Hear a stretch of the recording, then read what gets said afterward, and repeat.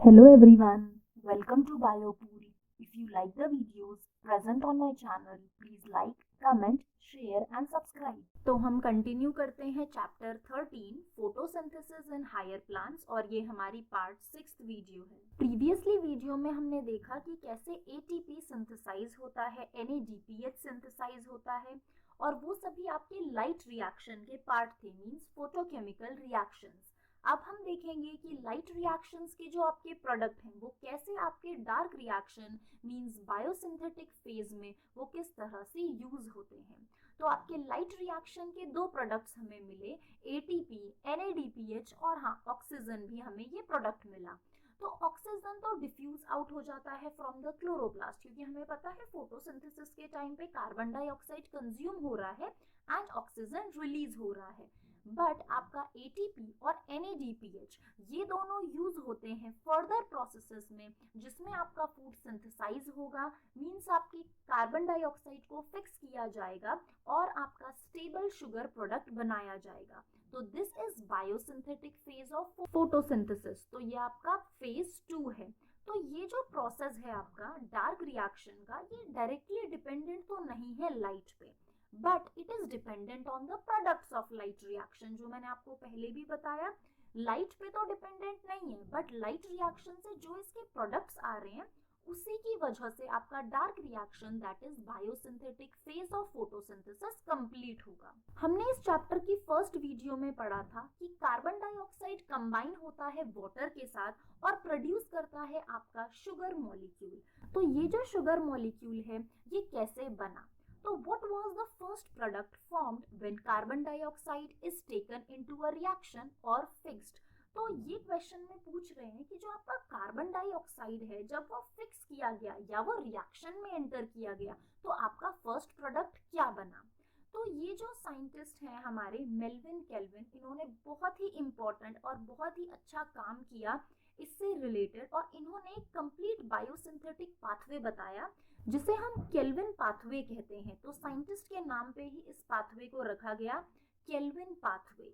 तो ये पाथवे बताता है कि जो फर्स्ट कार्बन डाइऑक्साइड फिक्सेशन पे जो हमारा फर्स्ट प्रोडक्ट है वो एक 3 कार्बन ऑर्गेनिक एसिड है और उस 3 कार्बन ऑर्गेनिक एसिड का नाम है PGA, 3 फॉस्फोग्लिसरिक एसिड। और ये मेल्विन केल्विन ने use of radio active 14 carbon isotope से बताया, वो भी आपके एल्गी के फोटोसिंथेसिस में स्टडी किया, जिससे डिस्कवरी हुई हमारे first 3 carbon organic acid product की कार्बन डाइऑक्साइड फिक्सेशन के बाद बनता है, that is 3PGA, 3 phosphoglyceric acid. तो 3PGA की डिस्कवरी के बाद नेक्स्ट क्वेश्चन अराइज हुआ, क्या सभी प्लांट्स में 3 फॉस्फोग्लिसरिक एसिड जो है वो ही फर्स्ट स्टेबल प्रोडक्ट है आपके कार्बन डाइऑक्साइड फिक्सेशन का? बट काफी सारे एक्सपेरिमेंट्स कंडक्ट किए गए तो ये देखा गया कि कुछ ऐसे प्लांट्स भी हैं जिनका जो फर्स्ट स्टेबल प्रोडक्ट है कार्बन डाइऑक्साइड फिक्सेशन के बाद वो एक ऑर्गेनिक एसिड तो है, बट वो एक 4 कार्बन एटम मॉलिक्यूल है और वो 4 कार्बन एटम मॉलिक्यूल है OAA, ऑक्सैलो एसिटिक एसिड। तो इससे साइंटिस्ट ने ये कंक्लूड किया कि जो CO2 एसिमिलेशन है, CO2 का जो यूज है जिससे CO2 फिक्स हो रहा है फोटोसिंथेसिस के दौरान, तो वो 2 मेन टाइप्स में डिवाइडेड है। फर्स्ट, ऐसे प्लांट्स हैं जो first product of CO2 fixation बनाते हैं PGA, फॉस्फोग्लिसरिक एसिड, तो उसे कहा गया C3 पाथवे। और ऐसे प्लांट्स जो फिक्स करते हैं first product of carbon dioxide fixation as 4 carbon atom molecule that is oxaloacetic acid, C4 acid, तो उसे कहा गया C4 पाथवे। तो फोटोसिंथेसिस को 2 टाइप्स में आपको डिवाइड किया गया कि फोटोसिंथेसिस प्लांट्स करते हैं 2 तरीके से, C3 पाथवे को फॉलो करते हैं या C4 पाथवे को। अगर वो C3 पाथवे फॉलो करते हैं तो वो फर्स्ट स्टेबल प्रोडक्ट बनाते हैं PGA, और अगर वो C4 पाथवे फॉलो करते हैं तो वो फर्स्ट प्रोडक्ट बनाते हैं OAA, ऑक्सैलो एसिटिक एसिड। तो जो आपका first carbon dioxide fixation product है C3 प्लांट में वो 3PGA है। और CO2 एक्सेप्टर मॉलिक्यूल कौन है, CO2 को किसने एक्सेप्ट किया और आपका 3PGA प्रोडक्ट बनाया? तो ये after several experiments and studies ये पता लगा कि CO2 को करने वाला जो मॉलिक्यूल है वो है RuBP, राइबुलोज बाइफॉस्फेट, और ये एक 5 कार्बन प्रोडक्ट है। तो केल्विन साइकिल सिंपली क्या है? केल्विन साइकिल एक साइक्लिक पाथवे है of sugar formation which is named on behalf of the scientist Melvin Kelvin who discovered this pathway। तो अब हमें ये पता चल गया कि C3 और C4 पाथवे होते हैं। C3 पाथवे में जो कार्बन डाइऑक्साइड एक्सेप्टर मॉलिक्यूल है वो एक 5 कार्बन कीटो शुगर है, that is RuBP, ribulose biphosphate. आगे फर्दर एक्सपेरिमेंट से हमें ये भी पता चला कि जो केल्विन पाथवे है वो सभी फोटोसिंथेटिक प्लांट्स में होता है, चाहे वो C3 पाथवे फॉलो करे या C4 पाथवे फॉलो करे। तो केल्विन साइकिल को हम फर्दर डिस्क्राइब करते हैं 3 स्टेजेस में, कार्बोक्सिलेशन, रिडक्शन एंड रीजेनरेशन। तो इन तीनों प्रोसेस को पहले हम साइकिल से समझते हैं और फिर इसकी थ्योरी समझेंगे। तो ये आपका डायग्राम है केल्विन साइकिल का। तो केल्विन साइकिल में 3 स्टेप है, कार्बोक्सिलेशन, रिडक्शन एंड रीजेनरेशन।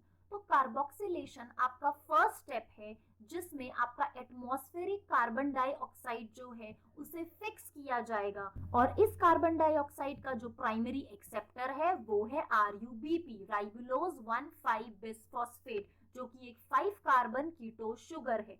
तो ये आपका फिक्स करेगा, कार्बोक्सिलेशन करेगा और बनाएगा 3PGA, दैट इज 3-फॉस्फोग्लिसरिक एसिड या 3-फॉस्फोग्लिसरेट। अब यहाँ पे ये जो 2 एरो दिए हैं ये बताते हैं कि बीच में एक इंटरमीडिएट प्रोडक्ट बनेगा। तो आपके पास यहाँ पे एक 6 कार्बन मॉलिक्यूल बनता है जो इंटरमीडिएट है, जो अनस्टेबल है और फर्दर ब्रेकडाउन हो जाएगा इनटू 2-फॉस्फोग्लिसरेट मॉलिक्यूल। अब ये जो फॉस्फोग्लिसरेट मॉलिक्यूल है ये फर्दर रिडक्शन करके आपके फिक्स होंगे और शुगर प्रोडक्ट बनाएंगे, जो आपका शुगर मॉलिक्यूल है जो फर्दर स्टार्च में कन्वर्ट होगा। और इस प्रोसेस के दौरान होगा रिडक्शन, और इस रिडक्शन में हमें 2 ATP मॉलिक्यूल और 2 NADPH का रिडक्शन होगा और आपका ADP और NADP और इनऑर्गेनिक फॉस्फेट बनेगा। अब इसके बाद जो थर्ड स्टेप है दैट इज रीजेनरेशन। अब हमें वापस रीजेनरेट करना है आपका RuBP मॉलिक्यूल। तो इस रीजेनरेशन प्रोसेस में आपका जो ATP है उसका फॉस्फोराइलेशन होगा, ADP जनरेट होगा और आपका RuBP रीजेनरेट हो जाएगा फॉर द नेक्स्ट साइकिल। तो इस साइकिल में हमें 6 कार्बन मॉलिक्यूल बनाने के लिए, दैट इज ग्लूकोज मॉलिक्यूल बनाने के लिए, क्योंकि ग्लूकोज का फॉर्मूला क्या है C6H12O6, मतलब मुझे 6 कार्बन डाइऑक्साइड मॉलिक्यूल की जरूरत है और हर बार साइकिल में एक कार्बन डाइऑक्साइड मॉलिक्यूल फिक्स होता है। तो इसका मतलब मुझे 6 साइकिल चाहिए एक 6 कार्बन ग्लूकोज मॉलिक्यूल बनाने के लिए। तो 6 कार्बन डाइऑक्साइड फिक्स होंगे तब मेरे पास एक ग्लूकोज मॉलिक्यूल बनेगा। मुझे 18 ATP और 12 NADPH चाहिए। 18 ATP कैसे? क्योंकि यहाँ पे हमें 2 ATP लगे और यहाँ पे 1 ATP, मींस पूरी एक साइकिल में मुझे 3 ATP की जरूरत पड़ेगी। 12 NADPH कैसे? क्योंकि मुझे रिडक्शन प्रोसेस में 2 NADPH चाहिए, तो पूरी साइकिल 6 बार हो रही है, तो 6 × 2 is 12, और पूरी साइकिल में ATP 3 यूज हो रहे हैं, तो 6 × 3 is equal to 18। तो 18 ATP और 12 NADPH हमें यूज होंगे एक ग्लूकोज मॉलिक्यूल बनाने के लिए। तो जैसा हमने डायग्राम में देखा, कार्बोक्सिलेशन आपका फर्स्ट स्टेप है जिसमें कार्बन डाइऑक्साइड फिक्स की जाती है। तो ये बहुत ही क्रूशियल स्टेप है जिसमें आपका RuBP, जो आपका प्राइमरी एक्सेप्टर है कार्बन डाइऑक्साइड का, वो एक्सेप्ट करेगा कार्बन डाइऑक्साइड को, और 2 मॉलिक्यूल्स ऑफ 3PGA, 3-फॉस्फोग्लिसरिक एसिड आपका बनेगा, 2 मॉलिक्यूल्स बनेंगे। और ये जो रिएक्शन है ये कौन सा एंजाइम कैटालाइज करा रहा है?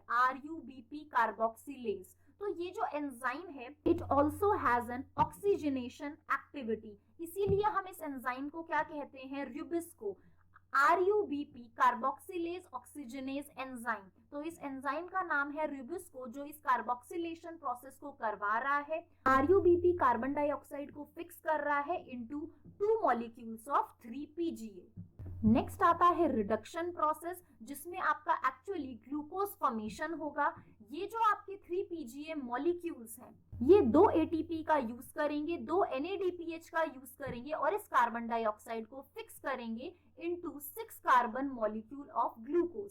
तो ये साइकिल होने के लिए हमें 6 टर्न्स चाहिए ताकि 6 कार्बन मॉलिक्यूल फिक्स हो, हमारा 1 ग्लूकोज मॉलिक्यूल बना सके जिसमें 6 कार्बन मॉलिक्यूल है। रीजनरेशन वो है जिसमें आपका CO2 एक्सेप्टर RUBP वापस से रीजनरेट होगा और इसमें हमें 1 ATP की जरूरत है। तो पूरी केल्विन साइकिल में हर एक CO2 मॉलिक्यूल जो केल्विन साइकिल में एंटर करता है उसे 3 ATP और 2 NADPH की जरूरत होती है। तो एक मॉलिक्यूल ऑफ ग्लूकोज बनाने के लिए मुझे 6 टर्न्स ऑफ साइकिल जरूरी है। तो आपकी बुक में क्वेश्चन भी दिया हुआ है जो मैंने आपको ऑलरेडी बताया कि ATP और NADPH हमें कितने चाहिए एक ग्लूकोज मॉलिक्यूल को बनाने के लिए। तो हर एक कार्बन डाइऑक्साइड मॉलिक्यूल जो केल्विन साइकिल में एंटर करता है वो 3 ATP और 2 NADPH को यूज करता है। तो आप देखो 6 साइकिल के turn into 3 ATP means 18 ATP मुझे चाहिए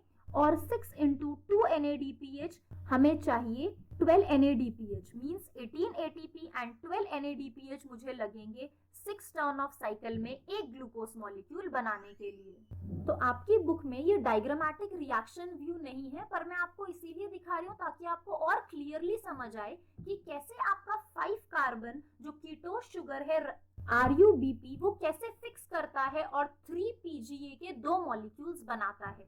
तो आप यहाँ देखो ये 5 कार्बन RUBP है जो कार्बन डाइऑक्साइड एक्सेप्टर है। कार्बन डाइऑक्साइड को एक्सेप्ट करने के बाद वो यहाँ पे एक इंटरमीडिएट प्रोडक्ट बना रहा है और ये intermediate product further break down हो जाता है इनटू 3 PGA। आप देख सकते हो ये 3 कार्बन मॉलिक्यूल है 3 फॉस्फोग्लिसरेट और इसके 2 मॉलिक्यूल्स जनरेट हुए हैं। इस वीडियो के नोट्स आपको मिलेंगे बायोपूल के टेलीग्राम चैनल पे और इसका लिंक आपके लिए नीचे डिस्क्रिप्शन बॉक्स में है। If you like the videos, please like, comment, share and subscribe. Thank you for watching the video.